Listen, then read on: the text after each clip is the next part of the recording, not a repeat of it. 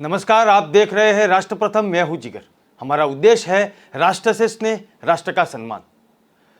प्रधानमंत्री नरेंद्र मोदी ने केरल के कोच्चि में एक जनसभा को संबोधित किया। पीएम मोदी ने कहा कि हमारी सरकार देश के हर गरीब को पक्के मकान उपलब्ध कराने का अभियान चला रही है। प्रधानमंत्री आवास योजना के तरह केरल के गरीबों के लिए लगभग 2 लाख पक्के मकानों का मंजूरी दी गई है। इसमें से 1.5 लाख से अधिक घर पूरे हो चुके हैं।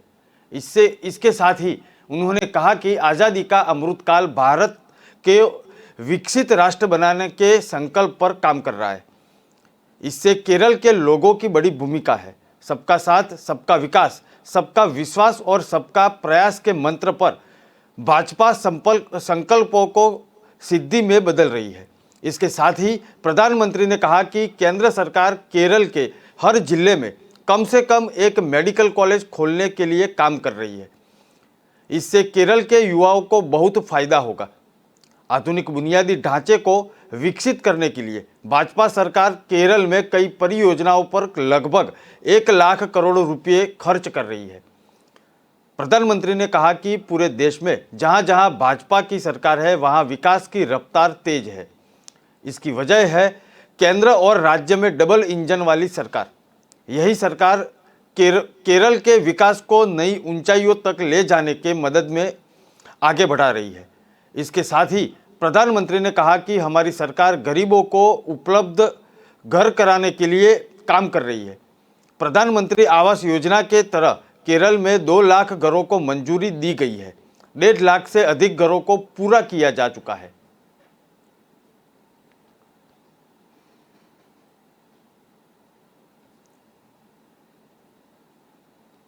गृह मंत्री अमित शाह नई दिल्ली में केंद्रीय सशस्त्र पुलिस बलों के ई आवास वेब पोर्टल का आज शुभारंभ करेंगे। गृह मंत्रालय ने कहा कि सीआरपीएफ कर्मियों के लिए आवास संतुष्टि अनुपात बढ़ाना सरकार के प्राथमिकता वालों क्षेत्र में से एक है। आवंटन की संशोधित नीति को क्रियान्वित करने के लिए और पारदर्शिता लाने के लिए एक सामान्य वेब पोर्टल सीएपीएफ की ई आवास विकसित किया गया है। वेब पोर्टल सीएपीएफ और असम राइफल्स के विभिन्न कर्मियों को आवासीय क्वार्टरों को ऑनलाइन पंजीकरण और आवंटन को सक्षम करेगा।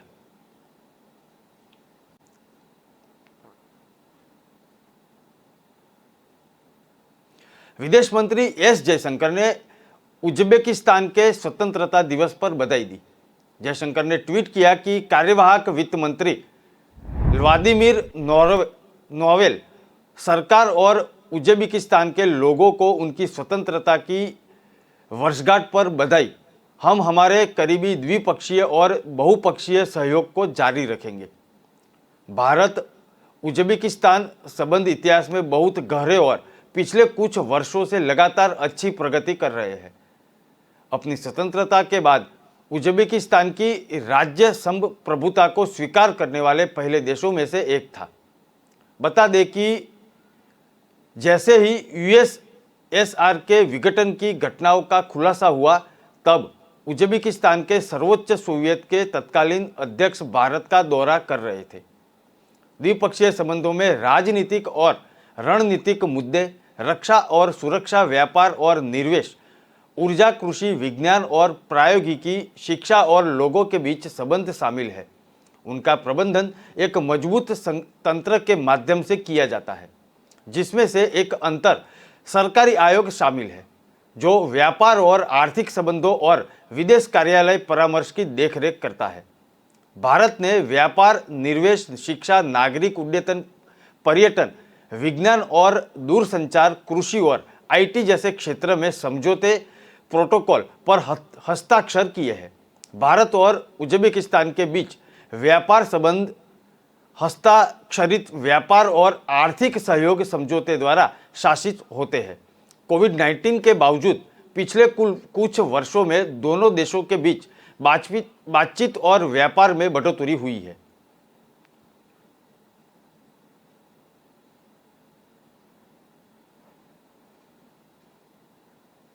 दिल्ली में आज से नई आबकारी नीति पुरानी व्यवस्था में बदल गई है। आज से दिल्ली में शराब नीति में कई बड़े बदलाव हो जाएंगे। इस बीच भाजपा ने केजरीवाल सरकार पर बड़े आरोप लगाए हैं। भाजपा की ओर से राष्ट्रीय प्रवक्ता संबित पात्रा ने प्रेस वार्ता में कहा कि खुद को कट्टर ईमानदार बताने वाले केजरीवाल आज भ्रष्टाचारी बन गए हैं। भाजपा प्रवक्ता ने कहा कि आम आदमी पार्टी के मुख्यमंत्री अरविंद केजरीवाल नई आबकारी नीति पर लोगों को गुमराह करना बंद कर दे। साथ ही संबित पात्रा ने केजरीवाल से इन 5 सवालों के जवाब मांगे हैं। भाजपा प्रवक्ता ने कहा कि केजरीवाल कह रहे हैं कि सीबीआई वाले अच्छे लोग हैं। वह कह रहे हैं कि जांच में कुछ नहीं मिला, लेकिन सिसोदिया को 3-4 दिनों में गिरफ्तार कर लिया जाएगा। सीबीआई को लेकर इस तरह की बात बोलकर जनता को गुमराह कर रहे हैं। भाजपा प्रवक्ता ने कहा कि जिस अन्ना हजारे की उंगली पकड़कर केजरीवाल बड़े हुए, वह भी आज उनकी नीयत पर सवाल उठा रहे हैं। संदीप पात्रा ने कहा कि अपने आप को कट्टर ईमानदार कहने वाले कुछ सप्ताह में ही कट्टर भ्रष्टाचारी बन चुके हैं। पूरे विश्व में यदि कोई उदाहरण है तो वह आम आदमी पार्टी है। इतना ही नहीं, भाजपा के राष्ट्रीय प्रवक्ता ने केजरीवाल को पलटू भी किया है। उन्होंने कहा कि केजरीवाल की आम आदमी पार्टी सबसे ज्यादा पलटू पार्टी है। पात्रा ने कहा कि आपके प्रत्येक भ्रष्टाचारी नेता को बचाने के लिए केजरीवाल इसी तरह का ड्रामा करते हैं।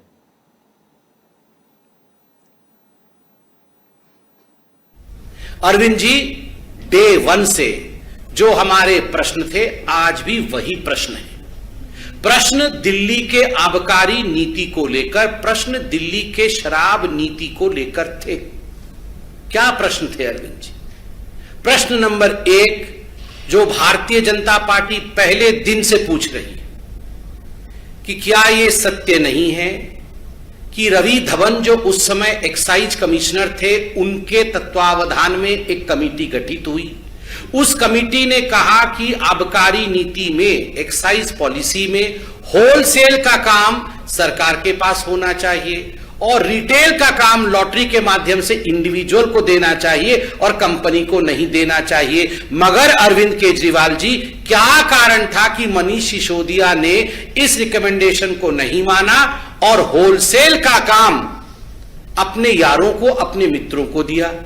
और क्या कारण था कि रिटेल का काम बड़ी बड़ी कंपनियों को दिया ताकि कार्टेल बन सके? हम तो स्पष्ट रूप से कहते हैं, सीना ठोक के कहते हैं, मोटा माल मिला, रिश्वत खाया और इस कारण से अपने मित्रों को फायदा पहुंचाया। उत्तर दे दीजिए आप। दूसरा बड़ा स्पष्ट प्रश्न है, क्या यह एक्साइज पॉलिसी में कानून नहीं है कि जो मैन्युफैक्चरर होगा, जो उत्पादक होगा, उसको रिटेल के बिजनेस में जाना ही नहीं है, उसको रिटेल का ठेका आप नहीं दे सकते हैं। मगर इसके बावजूद आपने ठेकेदारों को चुना गलत तरीके से और जो मैन्युफैक्चरर्स थे उनसे मोटा कमीशन खाके आपने उनको रिटेलर भी बनाया, अर्थात उनको रिटेल का काम भी दिया। और तो और मैं 2 चिट्ठियां आज दिखाता हूं। ये चिट्ठियां कोई आज की चिट्ठी नहीं है, ये दोनों चिट्ठी विगत वर्ष की हैं, 2021 के अक्टूबर-नवंबर महीने की, जिस समय ये सारे की सारी policy was taking a shape. जिस समय ये पॉलिसी आप फ्लोट कर रहे थे और टेंडर इनवाइट किए गए थे, टेंडर डाले गए थे, उस समय की ये चिट्ठी। ये चिट्ठी क्या है अरविंद जी? ये चिट्ठी कंप्लेंट्स है।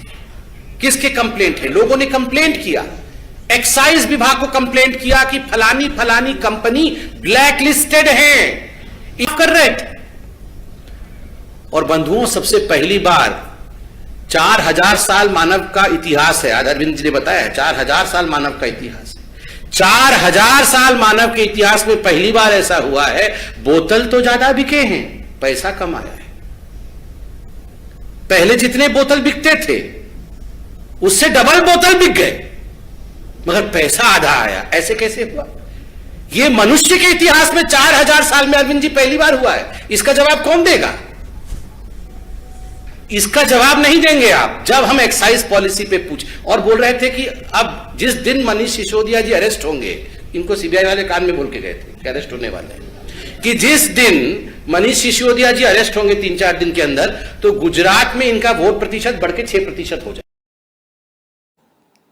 दूसरों को नैया पार कराने वाले निषाद केवल मल्लाह सहित 17 अति पिछड़ी जातियों यदि आरक्षण को लेकर मझधार में फंसी तो उसकी वजह सिर्फ वही है जो अधिसूचनाएं निरस्त करते हुए उच्च न्यायालय ने टिप्पणी की है।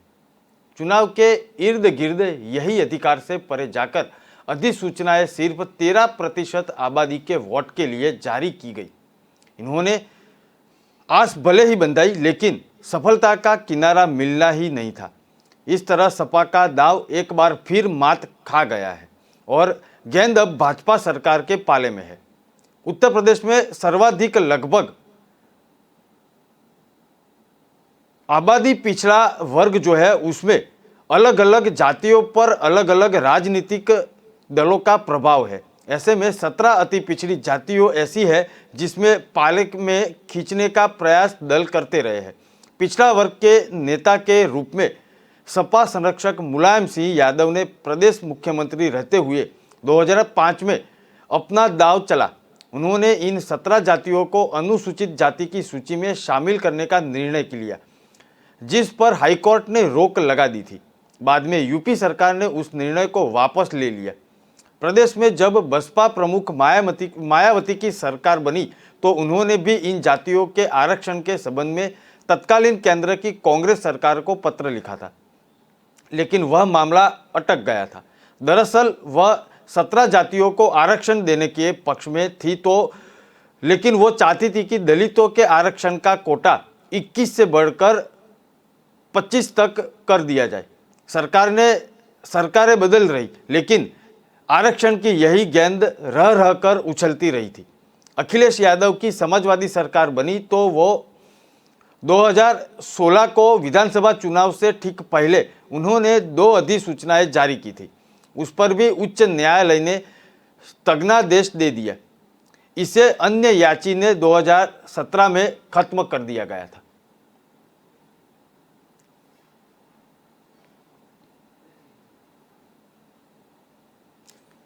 ब्रेक के बाद वापस मिलते हैं।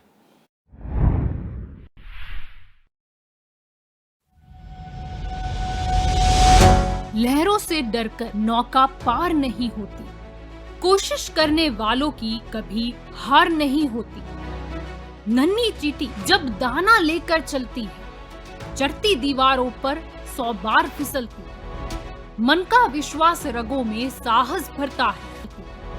चढ़कर गिरना, गिरकर चढ़ना न अखरता है। आखिर उसकी मेहनत बेकार नहीं होती, कोशिश करने वालों की कभी हार नहीं होती। डुबकी या सिंधु में गोताखोर लगाता, जा जाकर खाली हाथ लौट कर आता।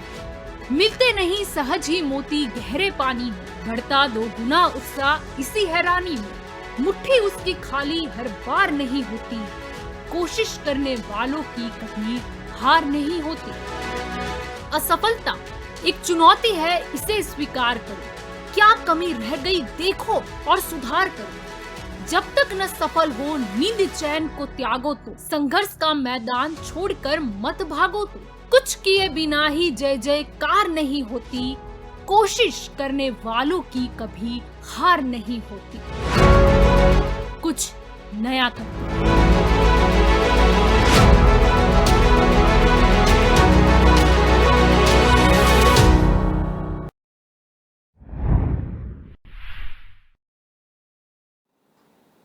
पूर्व केंद्रीय मंत्री और भाजपा के वरिष्ठ नेता मुख्तार अब्बास नकवी ने बिहार के मुख्यमंत्री नीतीश कुमार पर कटाक्ष करते हुए कहा कि विपक्षी गठबंधन के तथाकथित संयोजक सुशासन बाबू का चोला पहने कुशासन बाबू का जोला लिए घूम रहे हैं। नकवी की यह टिप्पणी तेलंगाना के मुख्यमंत्री के चंद्रशेखर राव के बिहार दौरे के बाद आई, जिस दौरान उन्होंने राज्य के कई वरिष्ठ नेताओं के साथ मुलाकात की और भाजपा मुक्त भारत का आह्वान किया। यहाँ एक प्रेस कॉन्फ्रेंस में वह बिहार में अपने समकक्ष नीतीश कुमार और डिप्टी सीएम तेजस्वी प्रसाद यादव के साथ उपस्थित हुए। इस दौरान उन्होंने लोकनायक जयप्रकाश नारायण की तानाशाही के खिलाफ क्रांति का स्मरण करते हुए भाजपा के प्रभुत्व पर नकेल कसने के लिए विपक्षियों को एकजुट होने की आवश्यकता पर बल दिया। यहाँ पत्रकारों से बात करते हुए नकवी ने प्रधानमंत्री नरेंद्र मोदी के खिलाफ गठबंधन बनाने वाली विपक्षी पार्टियों की कोशिशों की तुलना भ्रष्टाचार की पेटी पर पाप के टाके लगाने की। मालूम हो कि जनता दल यूनाइटेड के नीतीश कुमार आमतौर पर उनके समर्थक सुशासन बाबू के नाम से जानते हैं। नकवी ने कहा कि अमृत काल में मोदी को हटाने का विपक्ष का सपना अपनी क्षमता से अधिक काम करने का प्रयास जैसा है।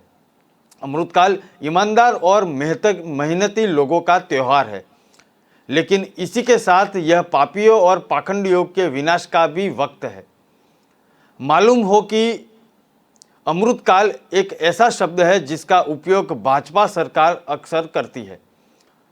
हमारा देश आज़ाद हुआ और इस साल अपने आज़ादी के 75 साल पूरे कर लिए हैं।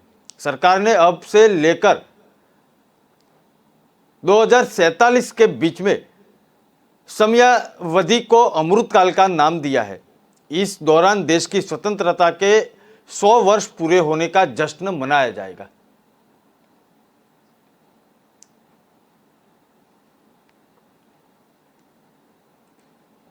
और कुशासन बाबू का झोला। अब ये गुनाहों के गठबंधन की गठरी में पाप का पैबंद लगा करके ये गठबंधन की जो शुरुआत हो रही है, तो जब रात है इतनी मतवाली तो सुबह का आलम क्या होगा। यानी गठबंधन से पहले अगर ये हाल है तो उसके बाद क्या हाल होगा। और इसीलिए मैं कह रहा हूँ सुशासन बाबू का चोला और कुशासन बाबू का झोला। अब सुशासन बाबू कुशासन बाबुओं के झोले को लेकर के घूम करके और गठबंधन के गुरु बनने की कोशिश कर रहे हैं, तो ये उनकी अपनी समस्या है। देखिए, इस अमृत काल में नरेंद्र मोदी जी को हटाने का सपना लोहे के चने चबाने की सनक से ज़्यादा नहीं है कुछ। ये अमृत काल जो है वो पराक्रमियों के लिए, परिश्रमियों के लिए पर्व है और पापियों और पाखंडियों के लिए परेशानी है। इसलिए इस बात को उन्हें समझ लेना चाहिए। दूसरी चीज़, एक बात और समझना चाहिए कि नरेंद्र मोदी जी की सफलता का सिलसिला पानी का बुलबुला नहीं है, ये परिश्रम और तपस्या का सिला है। और इसी का नतीजा है कि आज एक के बाद एक नरेंद्र मोदी जी को जनता का आशीर्वाद भी मिलता है और पूरी दुनिया में उनकी लोकप्रियता दिन दूनी रात चौगुनी बढ़ती है। यूपी भाजपा के प्रदेश अध्यक्ष भूपेंद्र सिंह चौधरी ने प्रधानमंत्री नरेंद्र मोदी से मुलाकात की थी। चौधरी ने भाजपा प्रदेश अध्यक्ष बनाने के लिए प्रधानमंत्री मोदी का आभार जताया। पार्टी सूत्रों के मुताबिक दोनों के बीच करीब 40 मिनट से अधिक समय तक बातचीत चली। दोनों के बीच आगामी नगरीय निकाय चुनाव और लोकसभा चुनाव को लेकर चर्चा हुई। पीएम मोदी से मिलने के बाद बीजेपी के प्रदेश अध्यक्ष भूपेंद्र चौधरी गाजियाबाद पहुंचे। यूपी भाजपा लोकसभा चुनाव 2024 में प्रदेश की सभी सीटों पर जीत दर्ज कराने की योजना बनी है। भूपेंद्र चौधरी ने कहा कि अगले लोकसभा चुनाव में पार्टी यूपी की सभी सीटों पर भगवा लहराएगी। उन्होंने कहा कि विपक्ष बिखरा हुआ है, हमारे सामने उसकी कोई चुनौती नहीं है। उन्होंने अपनी कार्य योजना का जिक्र करते हुए कहा कि सभी कार्यकर्ताओं के साथ लेकर केंद्र व प्रदेश सरकार की योजनाओं को घर घर पहुंचाना पहला काम है। पार्टी के सेवा से जुड़े कार्यों के जरिए समाज के विभिन्न वर्गों को जोड़ना है। निकाय चुनावों में 100% सीटें जीतने के बाद अगले वर्ष होने वाले विधान परिषद के स्नातक क्षेत्र और शिक्षक क्षेत्र की कुल 5 सीटों पर चुनाव होने वाले हैं। इनमें से 3 सीटें वर्तमान में भाजपा के पास है। हमारा प्रयास रहेगा चुनाव में सभी 5 सीटें हम जीते। उन्होंने कहा कि भाजपा के मुकाबले मैदान में कोई नहीं है। बसपा सुप्रीमो के बारे में सबको पता है कि वह कहां है। अखिलेश यादव के बारे में उनके गठबंधन के पूर्व सहयोगी ही बता रहे हैं कि कहां रहते हैं और उनकी राजनीति में सक्रियता कितनी है। वही भाजपा कार्यकर्ता हमेशा सक्रिय रहते हैं। मैदान में सपा बसपा कांग्रेस कहीं नहीं है। प्रदेश अध्यक्ष बनने के बाद भूपेंद्र चौधरी ने यूपी कैबिनेट से मंत्री पद का इस्तीफा दे दिया था।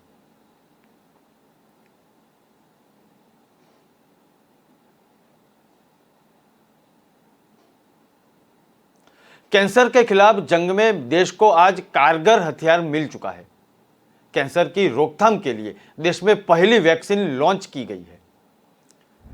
वैक्सीन पूर्ण रूप से स्वदेशी है। केंद्रीय राज्य मंत्री विज्ञान एवं प्रौद्योगिकी जितेंद्र सिंह ने इस वैक्सीन को लॉन्च किया। कार्यक्रम का आयोजन इंडिया इंटरनेशनल सेंटर में किया गया था। कार्यक्रम में SII के CEO अदार पूनावाला भी मौजूद थे। भारत के दवा महानियंत्रक ने पिछले महीने सीरम इंस्टीट्यूट ऑफ इंडिया को सर्वाइकल कैंसर रोधी स्वदेशी वैक्सीन के उत्पादन की अनुमति प्रदान की थी। वैक्सीन को सर्ववैक ब्रांड को नाम से तैयार किया गया है।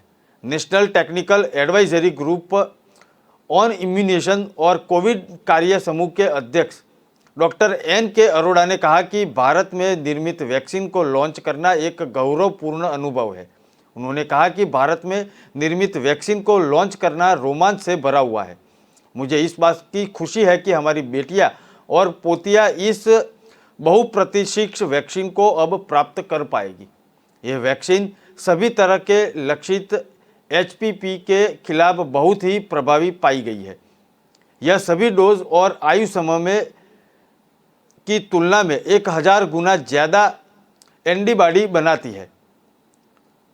कैंसर इसी बीमारी का दूसरा ऐसा रूप है जिससे देश में 15 साल से ऊपर के आयु समूह की महिलाएं सबसे ज्यादा पीड़ित होती है।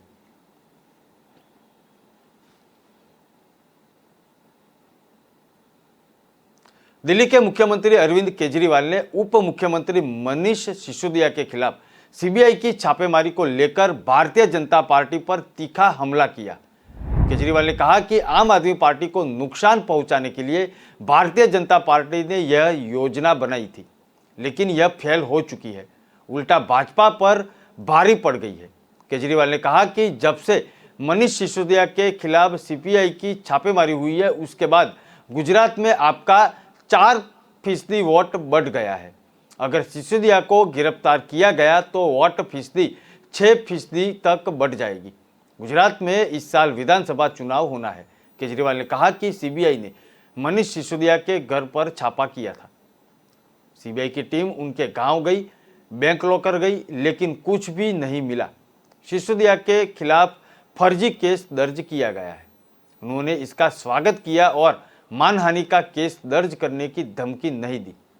CBI ने कहा कि उसे सिसोदिया के खिलाफ कुछ नहीं मिला, लेकिन CBI पर सिसोदिया को गिरफ्तार करने का दबाव है।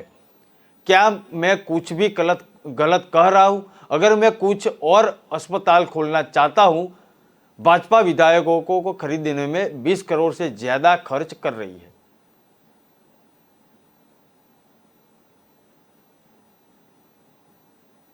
मुख्यमंत्री ममता बनर्जी ने उत्तर कोलकाता में यूनेस्को द्वारा दुर्गा पूजा को विरासत घोषित करने पर यूनेस्को का धन्यवाद देने के लिए एक रैली निकाली। उसके साथ तृणमूल कांग्रेस के अन्य नेता मौजूद थे। यूनेस्को द्वारा दुर्गा पूजा को हेरिटेज का दर्जा देने का श्रेय लेने के लिए ममता बनर्जी पूरी ताकत लगा रही है, जबकि उसकी असली हकदार प्रेसिडेंसी कॉलेज के पूर्व प्रोफेसर व शोधार्थी तप्ती गुहा ठाकुरता है।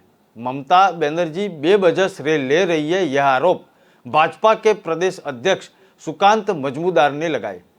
उन्होंने कहा कि तप्ती गुहा ठाकुरता वर्ष 2003 से दुर्गा पूजा पर शोध कर रही थी।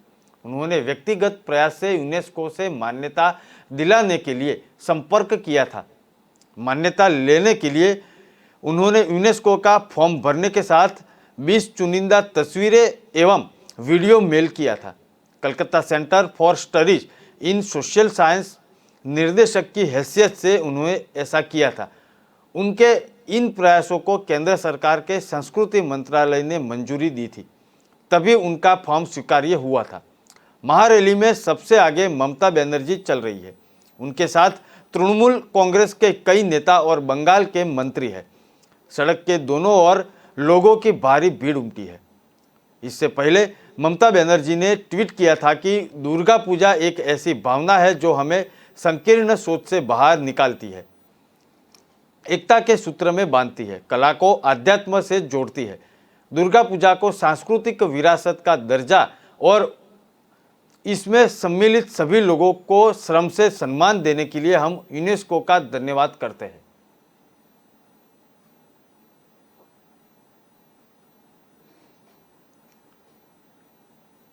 समय चला है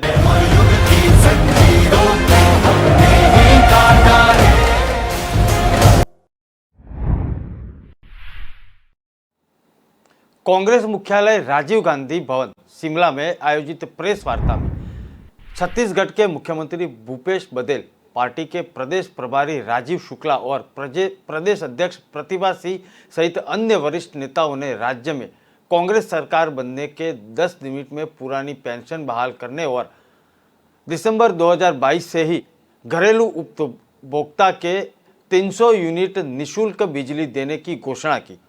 हिमाचल प्रदेश में विधानसभा चुनाव की घोषणा होने से पहले कांग्रेस ने जनता के लिए 10 गारंटी जारी कर दी है।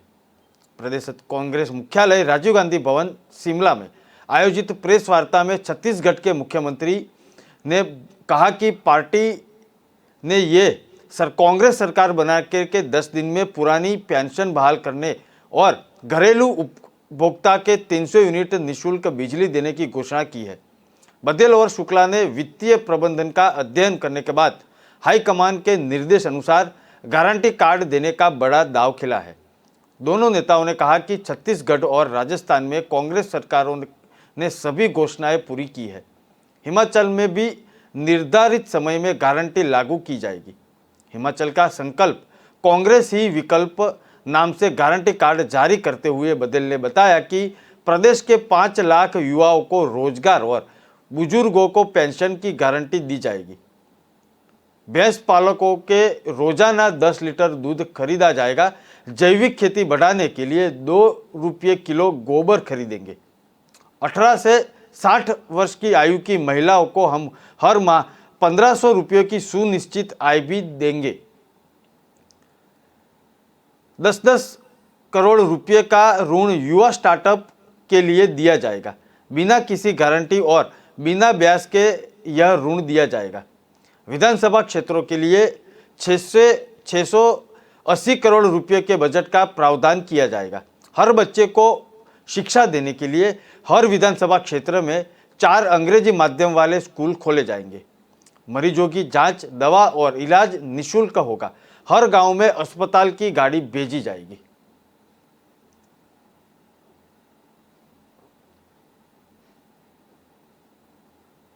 गंगा में उफान और बाढ़ के कारण वाराणसी समेत पूर्वांचल के कई जिले में त्राहिमाम मचा है। बाढ़ प्रभावित इलाके का जायजा लेने के लिए मुख्यमंत्री योगी आदित्यनाथ पूर्वांचल के दौरे पर थे। गाजीपुर और चंदौली में हालात का जायजा लेने के बाद सीएम योगी वाराणसी पहुंचे। हेलीपैड पर उतरने के बाद मुख्यमंत्री एनडीआरएफ के अधिकारियों के साथ बाढ़ प्रभावित क्षेत्रों का जायजा लेने के लिए निकल गए। बाढ़ पीड़ितों से मुलाकात करने के बाद गोयनका विद्यालय में राहत सामग्री का वितरण भी किया। 80 घाट से नगवा आदि क्षेत्रों का बोट से निरीक्षण करने के बाद मुख्यमंत्री काशी विश्वनाथ मंदिर पहुंचे। दर्शन पूजन के बाद फिर ललिता घाट होते हुए बाढ़ प्रभावित क्षेत्रों का जायजा लेने के लिए निकले। उनके साथ जल शक्ति मंत्री स्वतंत्र देव सिंह और कई विधायक भी मौजूद रहे। बाढ़ प्रभावित इलाकों का दौरा करने के बाद मुख्यमंत्री योगी आदित्यनाथ ने सर्किट हाउस में कानून व्यवस्था और विकास परियोजनाओं को लेकर समीक्षा बैठक की थी। इसके पहले मुख्यमंत्री योगी आदित्यनाथ ने गाजीपुर और चंदौली में हेलीकॉप्टर से हवाई सर्वे किया। इसके बाद पीड़ितों को राहत सामग्री का वितरण भी किया। उन्होंने गंगा की बाढ़ का दंश झेल रहे लोगों को हर संभव मदद का आश्वासन बताने के बाद गंगा नदी में घटाव शुरू हो चुका है और जलस्तर भी अभी खतरे के निशान से ऊपर है। गाजीपुर, वाराणसी और चंदौली जिले में हजारों परिवार बाढ़ से प्रभावित है।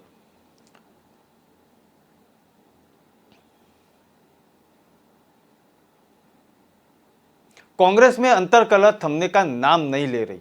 पूर्व केंद्रीय मंत्री गुलाम नबी आजाद के पार्टी छोड़ने के बाद कांग्रेस में अंदरूनी लड़ाई और बढ़ती जा रही है। इंडियन ओवरसीज कांग्रेस के सचिव वीरेंद्र वरिष्ठ ने पार्टी के नेता पृथ्वीराज चव्हाण के खिलाफ कार्यवाही की मांग की है। बता दें कि ग्रुप 23 के सदस्य चौहान ने हाल ही में कांग्रेस के नेता राहुल गांधी के खिलाफ आवाज उठाई थी। चौहान के इसी बयान को लेकर उनके खिलाफ कार्रवाई की मांग हो रही है। कांग्रेस की अनुशासन समिति के अध्यक्ष तारिक अनवर को लिखे एक मेल में वीरेंद्र वरिष्ठ के महाराष्ट्र के पूर्व सीएम पृथ्वीराज चौहान पर कार्रवाई की मांग की थी। वरिष्ठ ने अपनी चिट्ठी में कहा है कि मैं अपना ध्यान कांग्रेस के आंतरिक चुनाव के लेकर पिछले कुछ दिनों से टीवी चैनलों पर पृथ्वीराज चौहान के झूठे बयान की ओर दिलाना चाहता हूं। मैं राहुल गांधी के खिलाफ झूठ बोलने के लिए उनके खिलाफ कार्यवाही भी करना चाहता हूं। गौरतलब है कि चौहान ने 30 अगस्त को गुलाम नबी आज़ाद से मुलाकात की थी। चौहान के साथ अन्य सदस्य हरियाणा के पूर्व मुख्यमंत्री भूपेंद्र हुड्डा और आनंद शर्मा भी थे। बैठक से कुछ दिनों के पहले आज़ाद ने राहुल गांधी को अपरिपक्व कहकर पार्टी से इस्तीफा दे दिया था। उन्होंने राहुल गांधी को परामर्श तंत्र को ध्वस्त करने के लिए जिम्मेदार ठहराया था। चौहान ने कहा है कि कठपुतली अध्यक्ष बनाकर पार्टी को नहीं बचाया जा सकता। कांग्रेस को बचाने के लिए ठोस कदम उठाने होंगे। एक इंटरव्यू में चौहान ने कहा कि अगर राहुल गांधी अध्यक्ष नहीं बनना चाहते तो पार्टी को किसी विकल्प की तलाश करनी चाहिए। साथ ही में उसे चुनाव के जरिए चुना जाना चाहिए। अगर कठपुतली अध्यक्ष बनाकर बैकसीट ड्राइव करने की कोशिश की गई तो कांग्रेस नहीं बच पाएगी।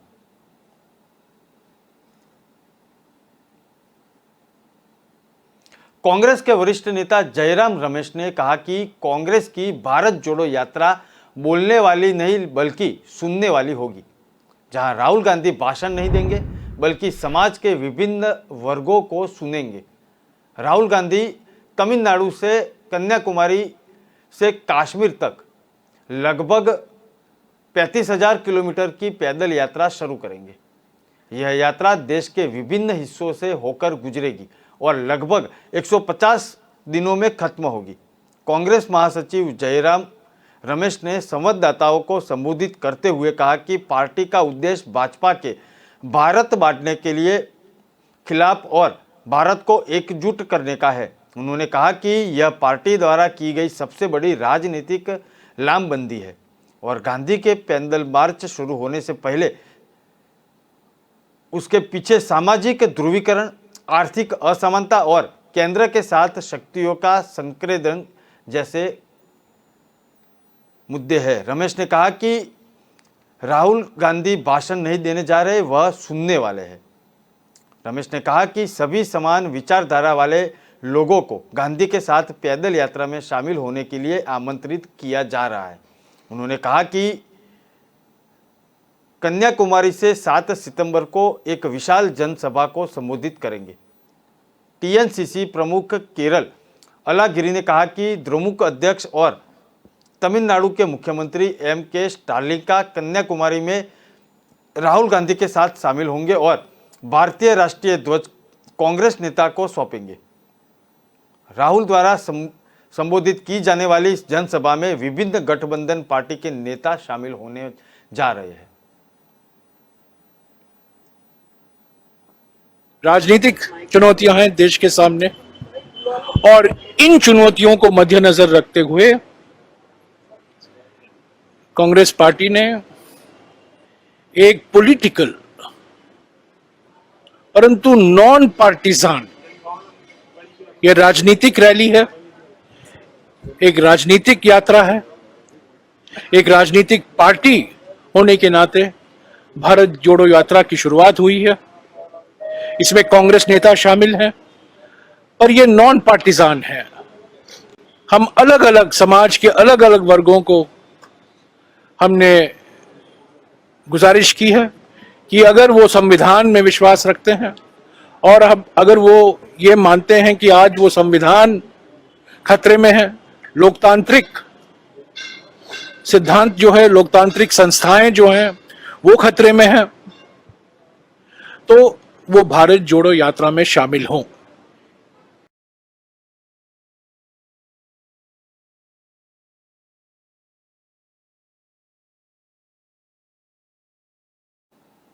कांग्रेस ने भाजपा और प्रधानमंत्री नरेंद्र मोदी पर आरोप लगाए हैं।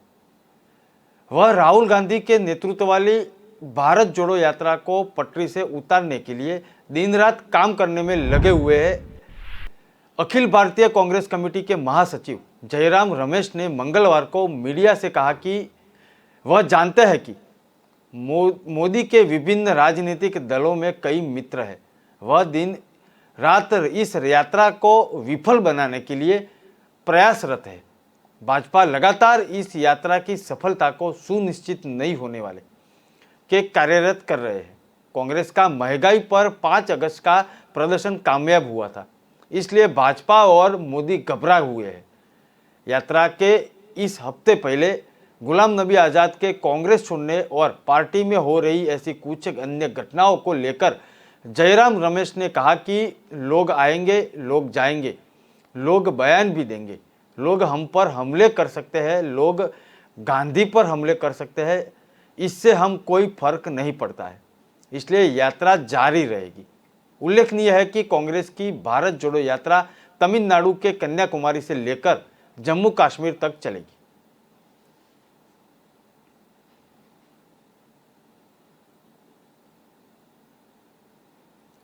बंगाल में मवेशियों और कोयला तस्करी मामले में तृणमूल कांग्रेस के नेताओं की गिरफ्तारी और विपक्ष के आरोपों के बीच मुख्यमंत्री ममता बनर्जी ने अपनी पार्टी व सरकार का बचाव करते हुए भाजपा व केंद्र सरकार पर जबरदस्त हमला बोला।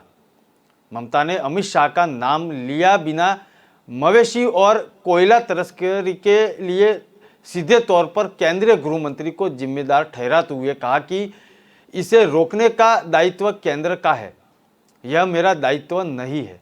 ममता ने कहा कि बीएसएफ व अन्य केंद्रीय बल गृह मंत्री के अधीन है। कोयला और मवेशियों के तस्करी रोकने का दायित्व किसका है? उन्होंने कहा कि मवेशी कहाँ से आते हैं और उत्तर प्रदेश, कभी असम, कभी बिहार, कभी दिल्ली व कभी मध्य प्रदेश से आते हैं। एक बार मैंने गाड़ी आना बंद कर दिया था तो केंद्र ने कहा कि कोई भी गाड़ी रोकीली नहीं चाहिए। ममता ने कहा कि अभी तो मवेशियों की तस्करी बहुत कम हो गई है, मैं तो सिर्फ 11 साल में सत्ता में हूँ, उसके पहले क्या हुआ था?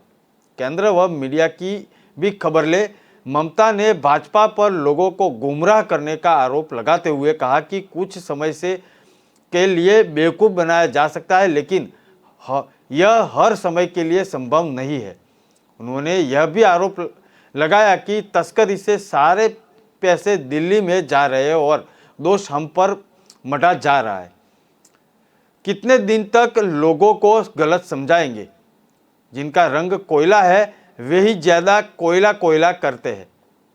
उन्होंने कहा कि यदि केंद्र सरकार चाहेगी तो किसी को बदनाम करने और उनके लिए 1 मिनट का काम है।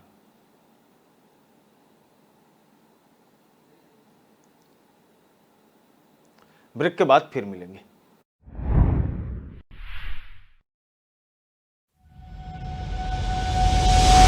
लहरों से डरकर नौका पार नहीं होती, कोशिश करने वालों की कभी हार नहीं होती।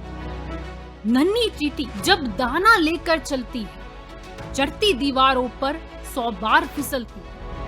मन का विश्वास रगों में साहस भरता है, चढ़कर गिरना, गिरकर चढ़ना न अखरता है। आखिर उसकी मेहनत बेकार नहीं होती, कोशिश करने वालों की कभी हार नहीं होती। डुबकी या सिंधु में गोताखोर लगाता, जा जाकर खाली हाथ लौट कर आता।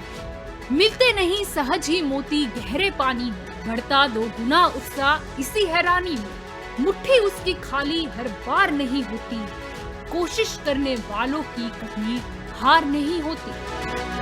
असफलता एक चुनौती है, इसे स्वीकार करो। क्या कमी रह गई देखो और सुधार करो। जब तक न सफल हो नींद चैन को त्यागो तो, संघर्ष का मैदान छोड़कर मत भागो तो। कुछ किए बिना ही जय जयकार नहीं होती, कोशिश करने वालों की कभी हार नहीं होती। कुछ नया करो।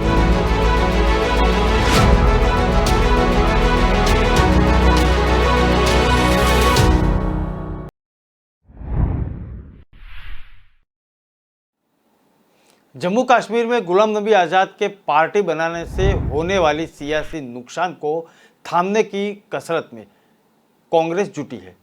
शुरुआती आंकलन है कि आज़ाद सूबे की करीब 10 विधानसभा सीटों पर सीधे कांग्रेस को नुकसान पहुंचाएंगे। इसकी भरपाई की कोशिश में जुटी पार्टी ने संकेत दिया है कि आज़ाद जैसे दिग्गजों पर अत्यधिक भरोसे से लगे झटके को देखते हुए मौजूद हालात में जमीन से जुड़े युवा चेहरे पर दाव लगाना ज़्यादा मुफीद होगा। आज़ाद से लगे सदमे के बीच कांग्रेस इसको लेकर थोड़ी राहत महसूस कर रही है कि प्रदेश में पहली पंक्ति के उसके कुछ नेता भले आज़ाद के समर्थन में पार्टी छोड़ रहे हैं, लेकिन प्रदेश इकाई का व्यापक ढांचा और कार्यकर्ता कांग्रेस के साथ है। कांग्रेस मान रही है कि जम्मू कश्मीर की सियासत में आज़ाद की प्रस्तावित नई पार्टियों को हल्के में लेने का जोखिम नहीं लिया जा सकता, क्योंकि जम्मू में चेनाब वैली में इलाकों में विशेषकर डोडा, किश्तवाड़ और उधमपुर आदि में उनकी परंपरागत पेठ है। इन इलाकों की करीब 10 विधानसभा सीटों पर आज़ाद कांग्रेस को नुकसान पहुंचाने की स्थिति में है। जम्मू इलाके में पहले ही भाजपा की मुश्किल सियासी चुनौती का सामना कर रही है। कांग्रेस के लिए यह दोहरे संकट की स्थिति होगी।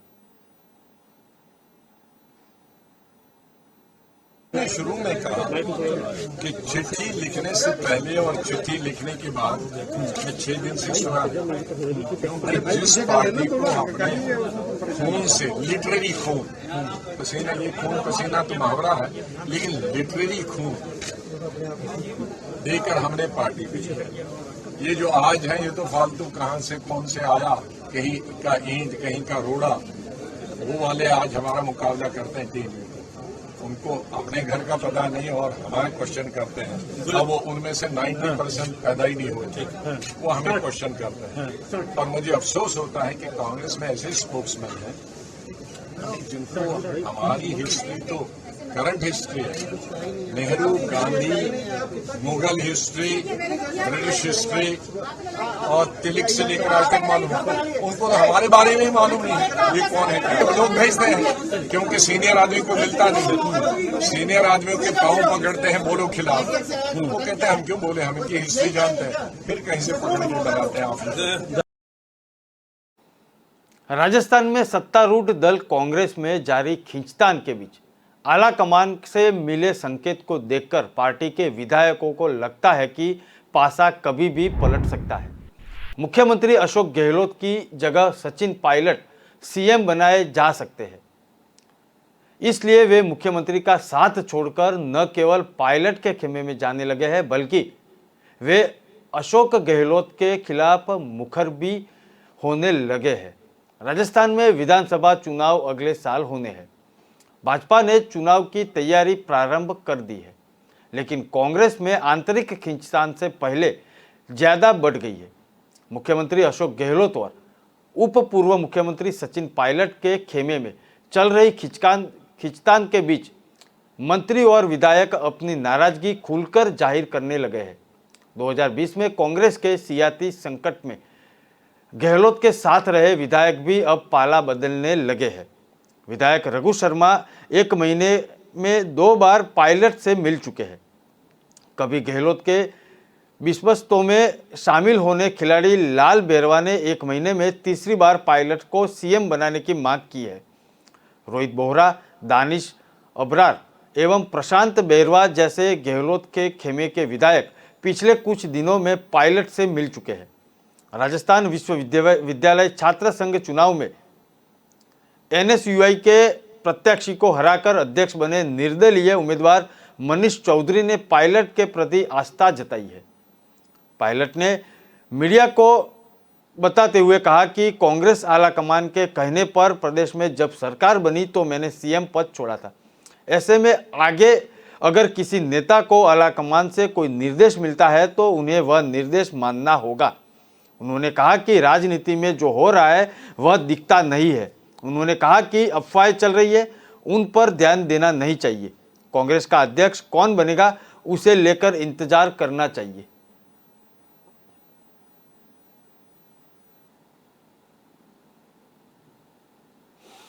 राष्ट्रीय जांच एजेंसी ने अंडरवर्ल्ड गैंगस्टर दाऊद इब्राहिम और उनके डी कंपनी गैंग से जुड़े लोगों के बारे में जानकारी देने के लिए नकद इनाम राशि देने की घोषणा की है। अंडरवर्ल्ड डॉन दाऊद इब्राहिम के लिए एनआईए ने 25 लाख के इनाम की घोषणा की है। उन्होंने कहा है कि दाऊद इब्राहिम ने अपने सहयोगी के लिए डी कंपनी इब्राहिम के गिरोह में संबंधित जांच में हथियारों, विस्फोटकों, ड्रग्स और नकली भारतीय मुद्रा नोट की तस्करी के लिए भारत में एक इकाई बनाई है और पाकिस्तानी एजेंसियों को और आतंकी संगठन के साथ मिलकर आतंकवादी हमले करने की भी प्लानिंग कर रहे हैं। समाचार एजेंसी के मुताबिक एएनआई ने दाऊद इब्राहिम के भाई अनीस इब्राहिम उर्फ हाजी अनीस के लिए भी इनाम की घोषणा की है। करीबी सहयोगी जावेद पटेल उर्फ जावेद चिकना, शकील शेख उर्फ छोटा शकील और इब्राहिम मुश्ताक अब्दुल रज्जाक मेमन उर्फ टाइगर मेमन के लिए भी इनाम की घोषणा की है। अधिकारी ने कहा कि दाऊद इब्राहिम के लिए इनाम की राशि 25 लाख रुपये है, जबकि एजेंसी के छोटा शकील के लिए 20 लाख, अनीस चिकना और मेमन के लिए 15-15 लाख की घोषणा की है।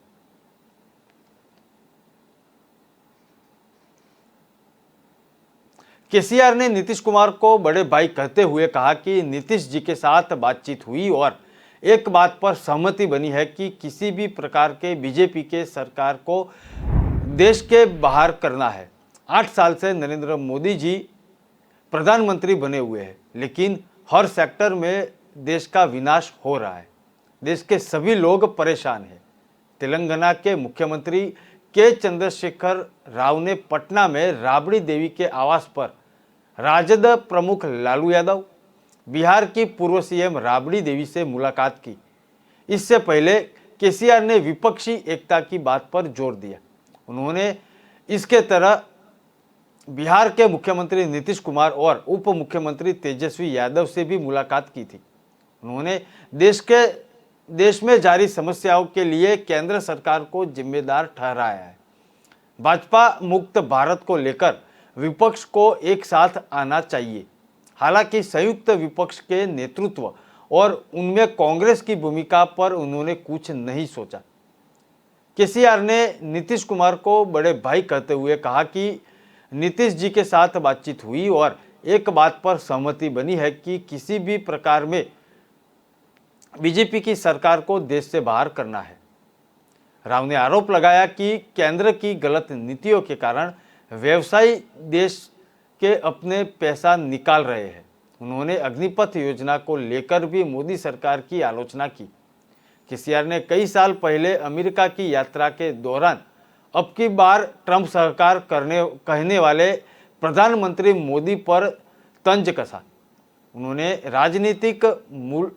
राजनीतिक भूल बताया और उन्होंने कहा कि केंद्र सरकार के नाकामियों की वजह से देश का काफ़ी नुकसान हुआ है। जो राज्य अपने जगह पर खड़े होकर अच्छा काम कर रहे हैं, उन्हें करने नहीं दिया जा रहा है। क्या इसका जवाब केंद्र सरकार के पास है? मोदी जी का खुद का वादा है कि 2022 तक हर गरीब का मकान होगा। क्या ये सफल हुआ है? केसीआर ने कहा कि आज जिस प्रकार से धर्म के नाम पर लोगों को और समाज को तोड़ने का काम किया जा रहा है और एक अच्छे भारत को खराब करने का जो प्रयास हो रहा है, तो ये देश को कहाँ ले जाएगा। इसलिए देश की अर्थव्यवस्था खत्म और रुपया का मूल्य गिर गया है, ये आरोप उन्होंने लगाया।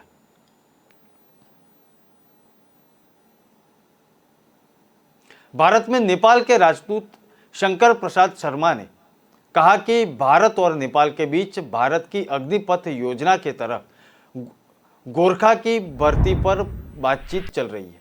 यह टिप्पणी नेपाल द्वारा हाल ही में अग्निपथ योजना के तरह गोरखाओं की भर्ती पर रोक लगाने के बाद आई है। नेपाली दूत ने अग्निपथ योजना के बारे में एक सवाल के जवाब में एनआईए को बताया कि नेपाल और थोड़ी देर के लिए रुक गया है। वे बातचीत कर रहे हैं और विभिन्न राजनीतिक दलों के साथ बात कर रहे हैं। ये बहुत जल्द इस मुद्दे पर वापस आएंगे। नेपाल के राजदूत ने संकेत दिया कि भारत, नेपाल और ब्रिटेन के बीच त्रिपक्षीय समझौता एवं महत्वपूर्ण बिंदु हो सकता है, क्योंकि अग्निपथ योजना के तहत कानून का निहितार्थ अज्ञात है। उन्होंने कहा कि जब 75% लोगों ने मूल रूप से लामबंदी की और इसका समाज पर क्या असर हो सकता है। दूत ने इस बात पर भी प्रकाश डाला कि जैसे आगामी आम चुनाव भी एक निर्णायक कारक साबित हो सकता है, क्योंकि अंतिम निर्णय का चुनाव पर व्यापक प्रभाव हो सकता है। उन्होंने कहा कि मुझे ऐसा लगता है कि अब नेपाल में चुनाव का समय हो चुका है। सभी राजनीतिक दल चर्चा में है और वे जल्द ही निर्णय लेंगे। नेपाल के दूत ने भारतीय सेना में सेवारत सैकड़ों गोरखाओं की कड़ी का हवाला देते हुए भारत और नेपाल के बीच सदियों पुराने संबंध का भी बात रखी और प्रशंसा की। गोरखा लिंक बहुत मजबूत है। हर साल 1 लाख से अधिक लोगों को पेंशन मिलती है। लगभग 32,000 गोरखा वर्तमान में भारतीय सेना में सेवारत है। साथ ही अब आप भारत में नेपाल के लोगों द्वारा देखी गई कुछ बस्तियों को देखते हैं। गोरखा रेजिमेंट और गोरखा लोग, उनका हिस्सा बहुत अधिक है। इसलिए मुझे लगता है कि गोरखा के बीच एक मजबूत संबंध है। इसलिए मुझे यकीन है कि दोनों देश के बीच कुछ सौहार्दपूर्ण समाधान निकलेगा।